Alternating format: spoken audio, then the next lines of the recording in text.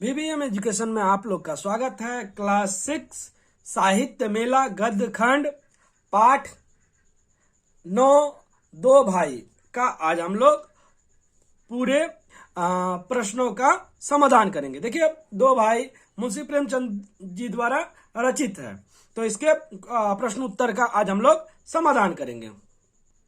देखिए, वस्तुनिष्ठ प्रश्न। कलावती के कितने बेटे थे? 1 2 3। तो 2 बेटे थे, 2 बेटे में आप लोग टिक लगा दीजिएगा। उसका देखिए, कलावती के दोनों बेटों का नाम क्या था?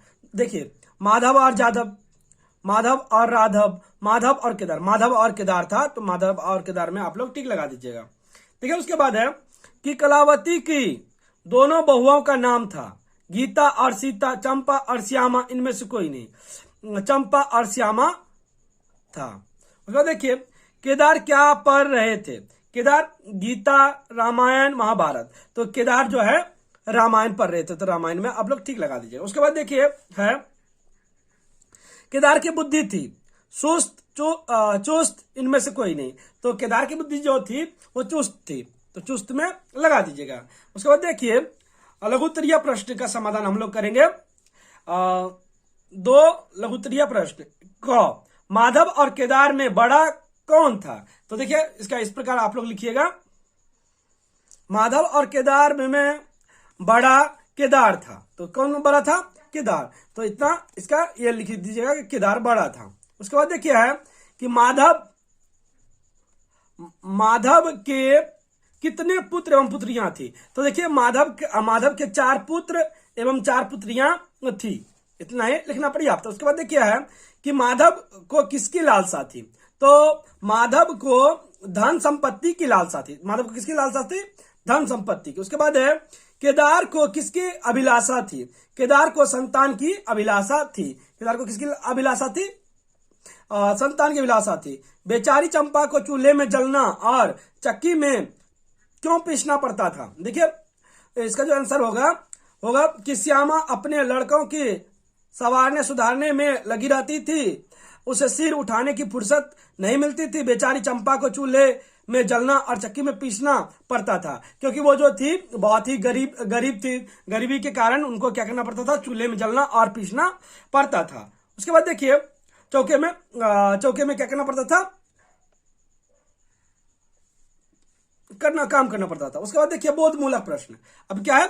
बोधमूलक प्रश्न। बोधमूलक प्रश्न में है कलावती का स्वभाव कैसा था? कलावती का स्वभाव कैसा था? पहला क्वेश्चन है, कलावती का स्वभाव कोमल तथा वात्सल्य से भरा हुआ था। उसके हृदय में प्रेम तथा नेत्रों में गर्व था। नेत्रों में क्या था? गर्व था। देखिए, कलावती के दोनों बेटे वैमानस्य के शिकार कैसे हो गए? तो उसके दोनों बेटे जो थे वो वैमानस्य का शिकार कैसे हो गया? इसका लिखिएगा कि कलावती के बेटों के बहुओं के स्वभाव नहीं मिलती थी। मतलब उसका स्वभाव क्या होता था? नहीं मिलती थी। केदार को संतान तथा माधव को धन संपत्ति की लालसा थी। भाग की इसी कूटनीति ने धीरे धीरे दोनों भाइयों में द्वेष का रूप धारण कर लिया। इस प्रकार दोनों बेटों में वैमानस्य के शिकार हो गए। मतलब दोनों का जो था अलग अलग, दोनों को आवश्यकता थी, इसलिए दोनों में क्या हो गया? दोनों वैमानस्य के शिकार हो गए। उसके बाद देखिए, दूसरा 2 नंबर क्वेश्चन है, माधव एवं केदार दोनों की पत्नियां कैसी थी? माधव और केदार की दोनों पत्नियां कैसी थी? मतलब दोनों की पत्नियां कैसी थी? तो इसका उत्तर लिखेंगे हम लोग। देखिए, लिखिएगा कि केदार की बहू चंपा अमित, भाषणी और चंचल थी। माधव की बहू श्यामा श्यामली और सलोनी रूप राशि की खान थी। बड़ी की मृदुल, भाषणी बड़ी ही सुशील और शांत स्वभाव की थी। इतना ही लिखना पर्याप्त है। उसके बाद देखिए, माधव को केदार ने किस एवज में पैसा दिया? देखिए, माधव को जो केदार ने किस एवज में पैसा दिया? तो ये बहुत ही छोटा है, लेकिन बड़ा आंसर पूछा।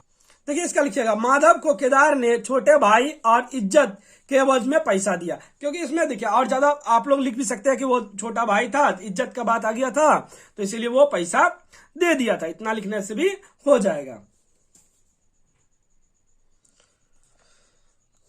केदार के व्यवहार से कलावती दुखी क्यों थी? केदार के व्यवहार से कलावती दुखी क्यों थी? देखिए लिखिएगा, केदार के व्यवहार से कलावती इसलिए दुखी थी कि केदार के पास धन संपत्ति बहुत अधिक था, किंतु वह माधव का मदद नहीं करता था। माधव का मदद नहीं करता था, इसलिए वो क्या थी? बहुत ही दुखी थी। देखिए, हृदय चाहे रोए पर होठ हंसते रहे, कहने से क्या तात्पर्य? कहने से तात्पर्य क्या? देखिए, हृदय चाहे रोए पर होठ हंसते रहे, कहने से तात्पर्य यह है कि हम लोगों पर लाख मुसीबत क्यों ना हो, दुख क्यों ना हो, मगर होठों पर हंसी रहना चाहिए, ताकि हम लोगों को लोग यह नहीं समझ पाए कि हम लोग किसी मुसीबत या परेशानी में हैं। इतना ही लिखना पर्याप्त है। उसके बाद देखिए हम लोग भाषा बोध करेंगे।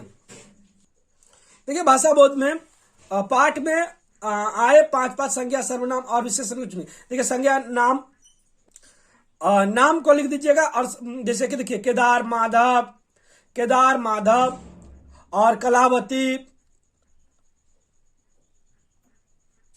इसी प्रकार नाम लिख दीजिए। सर्वनाम उसके बदले में जो आता है उसको बताता है, और उसके गुण को जो बताता है उसको लिखते हैं। उसके बाद देखिए पर्यायवाची शब्द लिखिए। पर्यायवाची शब्द लिखना है तो पर्यायवाची शब्द मैंने लिखा है, इस प्रकार आप लोग भी लिख लीजिएगा। देखिए पर्यायवाची शब्द में प्रसन्न, खुशी, मग्न। मुरझाया का होता है मलिन, उदास। अभिलाषा का होता है आकांक्षा, लालसा। छोटा का होता है लघु, हीन। लघु और हीन। भाई का होता है अनुज और भ्राता। भाई का क्या होता है? अनुज और भ्राता। इतना ही लिख दीजिएगा तो हो जाएगा। इस प्रकार हम लोग का पाठ 9 समाधान हो गया। अगली वीडियो में हम लोग